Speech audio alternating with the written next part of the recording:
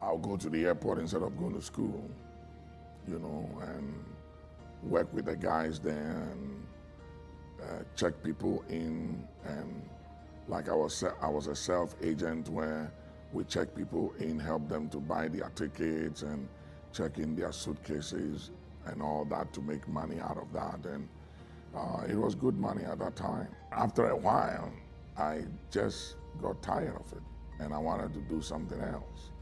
Soon, the sights of the plains and travelers gave young Nicholas a hope of a better life outside Ghana.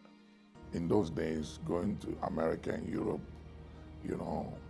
was everything to an African young man, especially without education, there is this belief that you go there, you get a good job, and you'll be fine. So that was a dream I had. And so one day I wanted to talk to my dad, and I said, Dad, I want to talk to you. And he said, about what? And I said, I want to talk to you. I'm thinking about going to America. And he just looked at me with a funny look and said, go. It's like, just leave me alone, walk out of here. His father's reaction hurt young Nicholas deeply. He makes a personal vow that he will leave the shores of Ghana without his father's help or consent. He provoked something in me, and I said, I'm going to prove this guy wrong.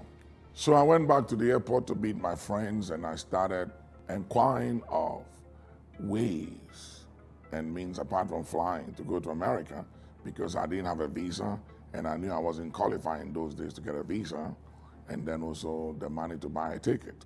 In an attempt to seek greener pastures outside Ghana, Nicholas decided to hide as a stowaway aboard a ship heading for Europe.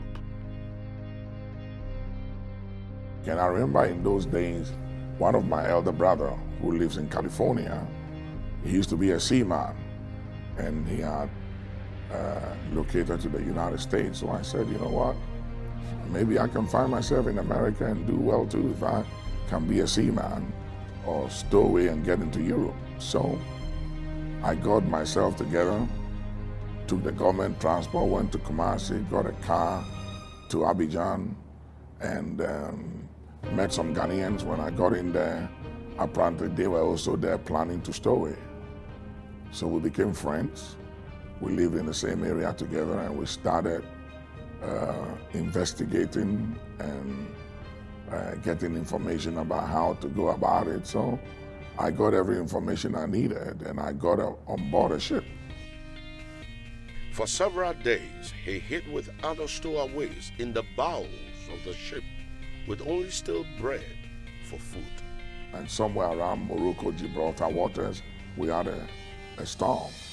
So I couldn't hide anymore, so I had to come out. The stowaways were later discovered by the ship's captain, who demanded that they be thrown overboard.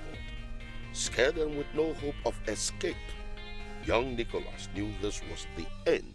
When I came out, I saw other stowaways on the same boat. One of my friends, he didn't even tell me he was going on the same boat, and I saw him on it. So just before the captain was about giving instructions for us to jump off the boat, the ship captain walked in, and the captain was telling him, he said, who are these guys? And he said, well, ask them, And so the chief captain asked me, who are you? What is your name? And I said, Nicholas. Apparently he had a son whose name was Nicholas. So providence, something happened there, and he said to the captain, can I talk to you? So he pulled him by the side, they talked, and it was a heat argument. And after, came back and gave instruction that we should all be locked down in the prison down in the dungeon. So they kept us there. So we got to Marseille, next to Paris, in France, and we were discharged and asked to go, but we cannot reveal our identity and tell them where we came from. So we managed to get jobs at the port for some couple of weeks, and I was arrested.